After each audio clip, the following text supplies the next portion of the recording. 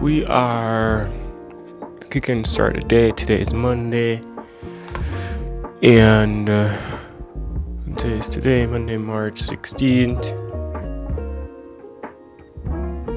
And we're about to do a couple things today. We're gonna head to the gym.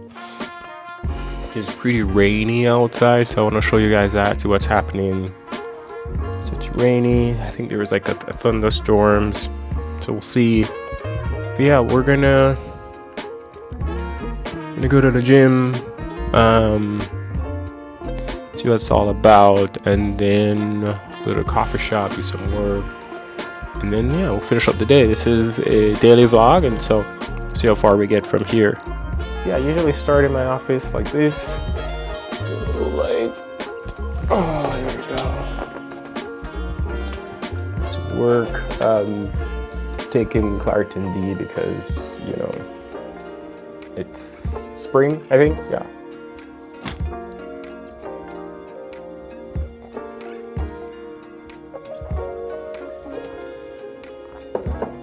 Just trying to pack stuff up, get ready to go on the road. We'll be in a good spot. Just saying.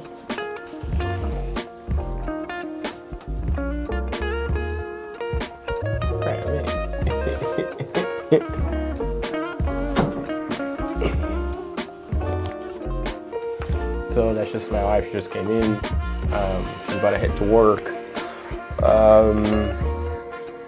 But yeah. Come along for the ride. I'm just gonna pack up some things here and then we're off to the races, you know what I mean? Alright, so there's a couple of things you might need. I do have my wallet.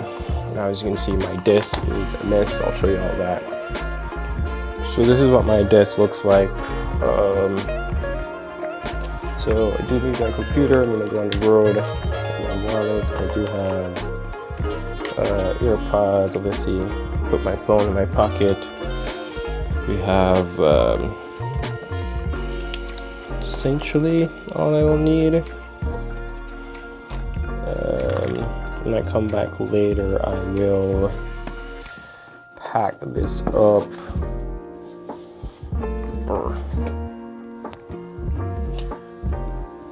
I really just have to get all this stuff into the bag.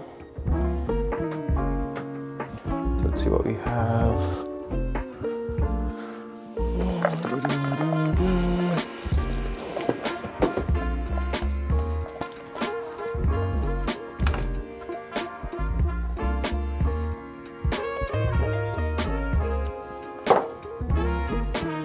I know it's kind of dark, but usually it's dark in the room. And then what we tend to do is depending on what video that I'm shooting at the day that I will, depending on what video I'm shooting, I will set up the lighting accordingly. So for today, kind of like light travel, so don't need all of this. And then what I'll do is come back later, put it in.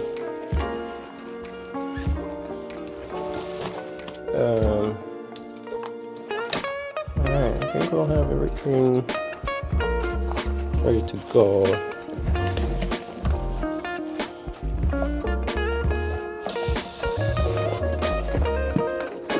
And obviously I'm gonna hop over, carry you guys in the car with me so you guys can see what's happening there. I always want to carry a book with me because I think that's like one of the things that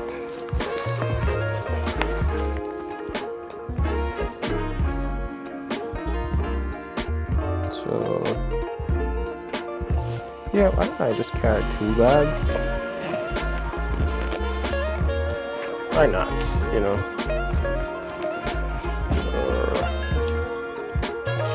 some work.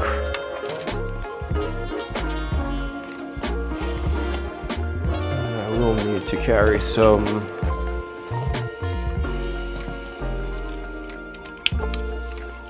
I will need to, carry 2 bags.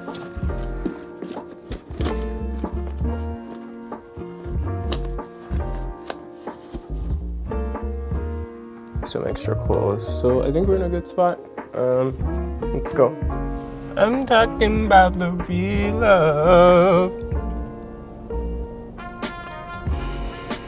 Someone to hold on to. Real love. I'm talking about the real love. Alright, so heading out to the gym.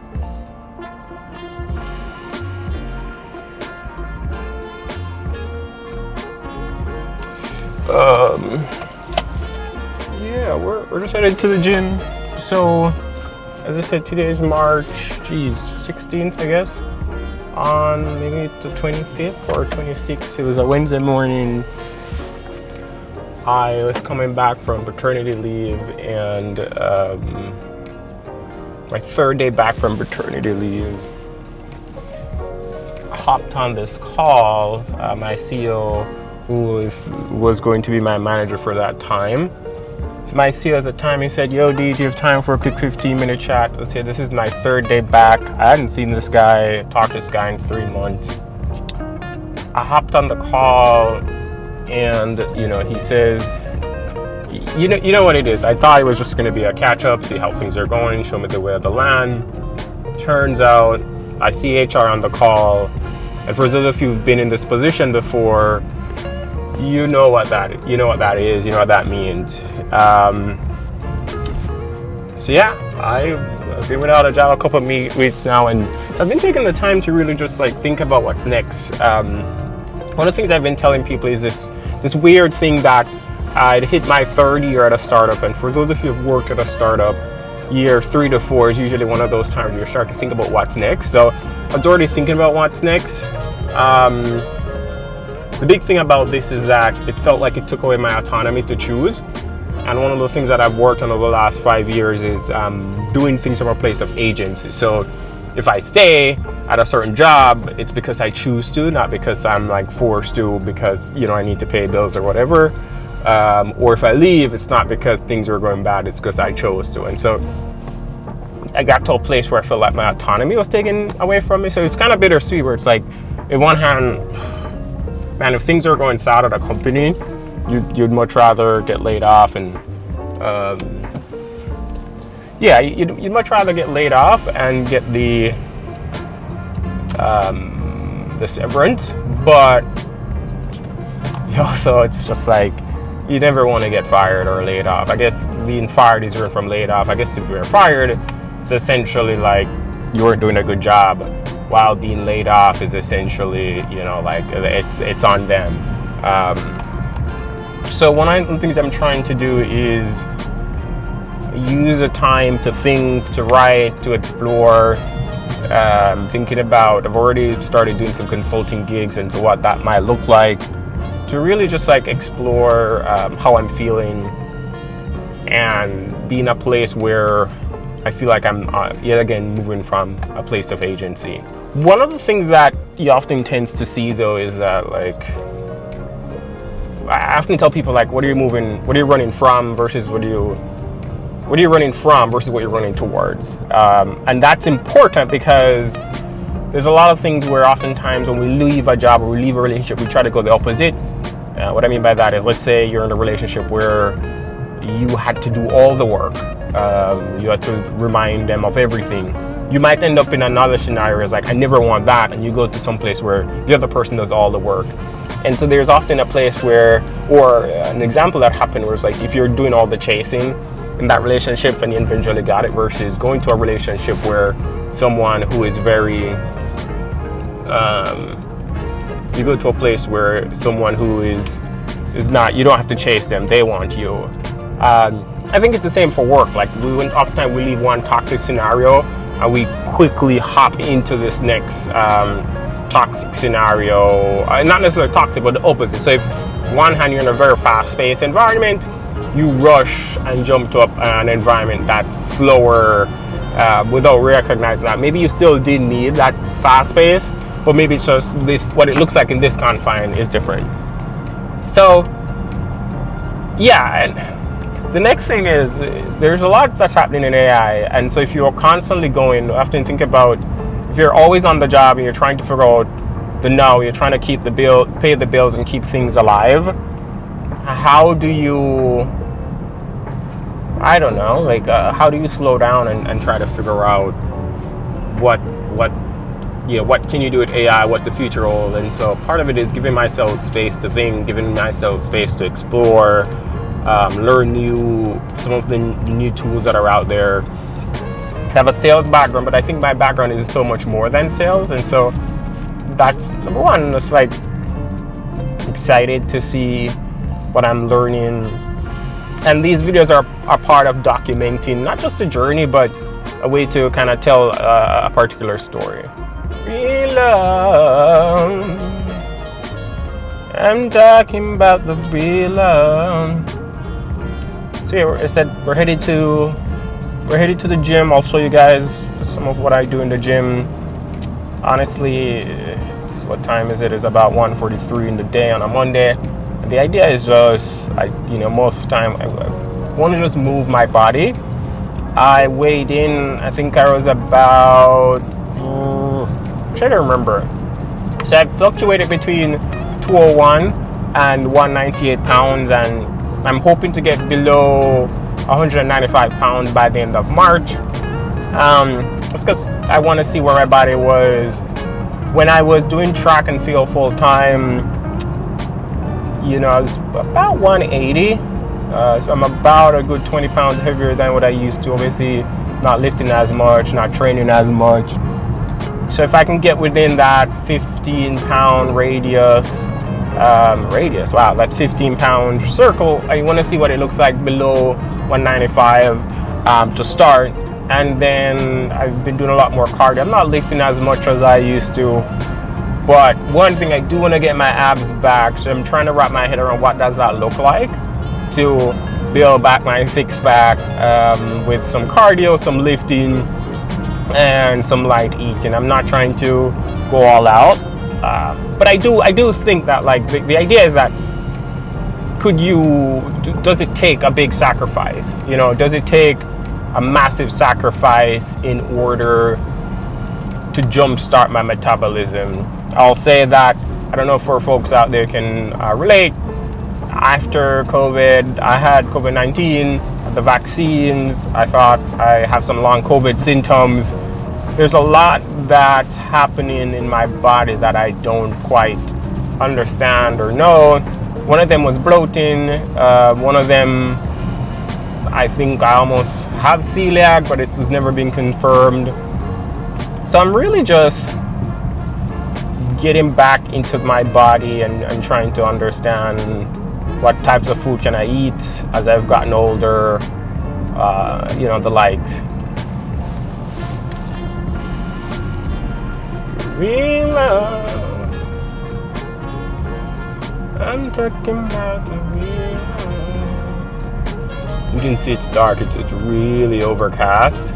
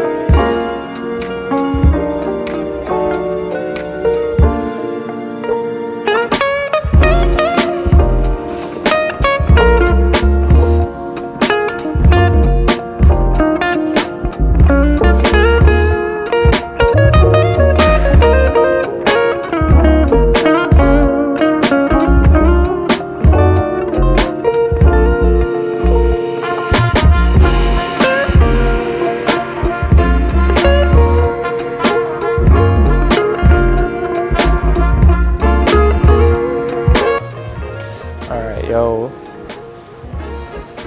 So, crazy thing, I just came to Publix and they were like, yo, come over to me asking if I was doing any official interviews.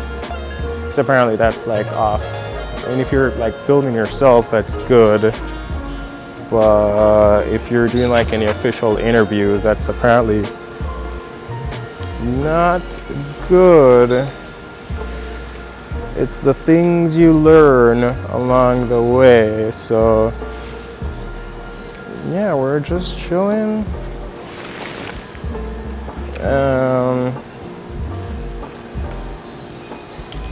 We'll see how it goes.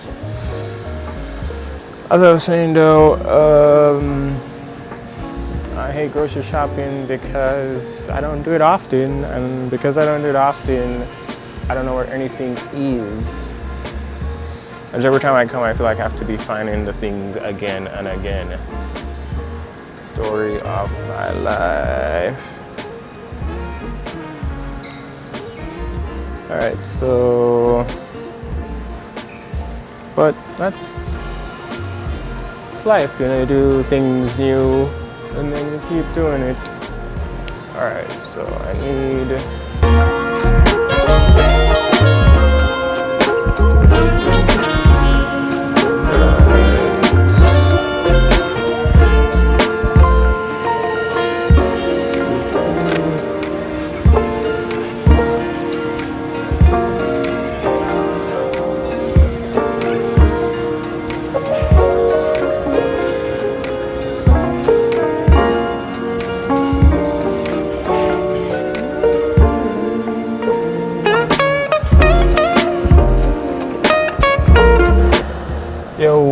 it is, jeez, cold,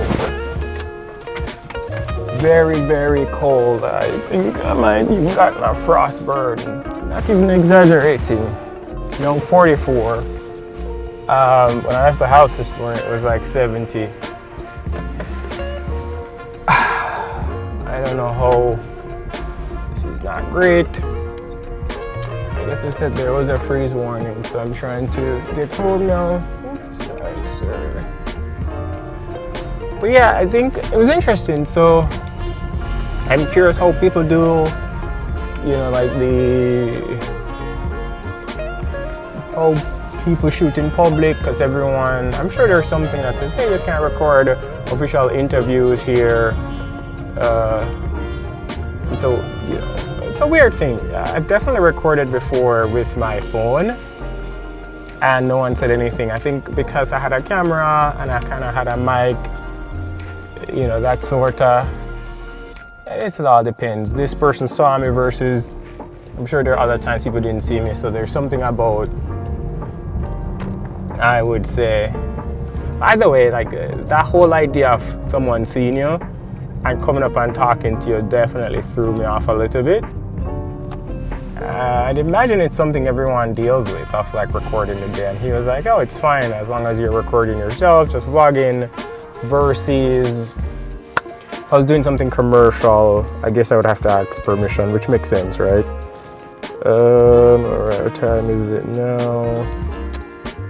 It is 5:18. Oh, I really feel like I had burned myself. 5:18, gotta head home, hang out with baby. Want to do a bit more writing. All in all, felt like a productive day, or as productive could be. I said we went to the gym. It was very sweaty, so I haven't really, you know, I'm still in my gym clothes, so I'll probably take a shower when I get home. And I've been playing a lot around with Claude Code and AI, so maybe that's what I do when I get home. I want to spend an hour each day just learning up about different AI skills and, you know, just building that out. And so if I can do that 30 minutes reading and then 30 minutes actually doing the work, and then probably just some reading, record some more videos, get some ideas out there. All in all, I would say, yeah, productive day. And then tomorrow I do have some meetings, so I'm thinking about that, building out the podcast. So we'll build this muscle of what it looks like to record the day, what it looks like to have a day in the life.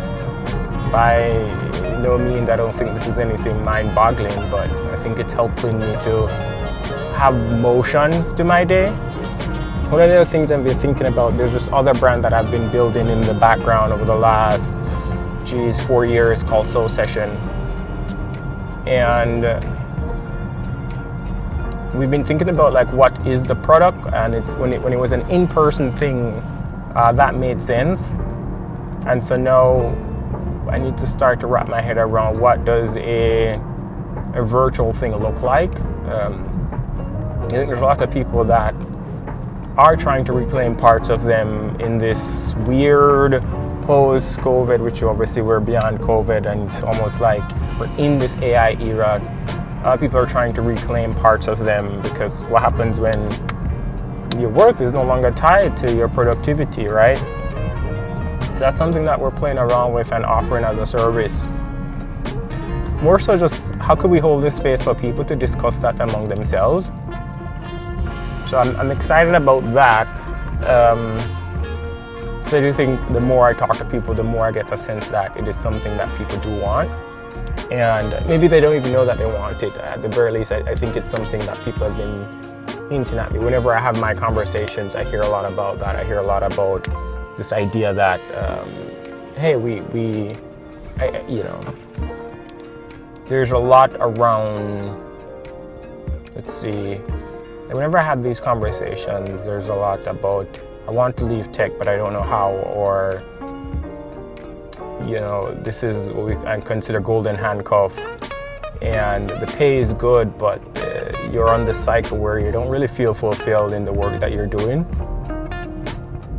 And so there's might be different ways to think about that, right? Like for me, I felt like this golden handcuff, my first couple years in tech, I needed a job in order to stay in the country, right? Like I could not be out of status. And by the time I got to my green card, where I no longer needed to be tied to an employer, then I stayed for different reasons. Obviously the money was good. And so at age 35, I wouldn't necessarily say I'm having a midlife crisis, but I am having an opportunity to rethink about some of the things that I wanted and what I deemed to be success. Especially just having a baby. I think there's a lot that goes into that, and I'd say traditionally I wouldn't have, right? Like I often tell people there are certain things that I'm able to think about now that I wasn't thinking about 10 years ago when you're 25, because why would I? It was a different time in the world, I wasn't married, or I didn't have a baby, and so just different seasons, different things that we think through.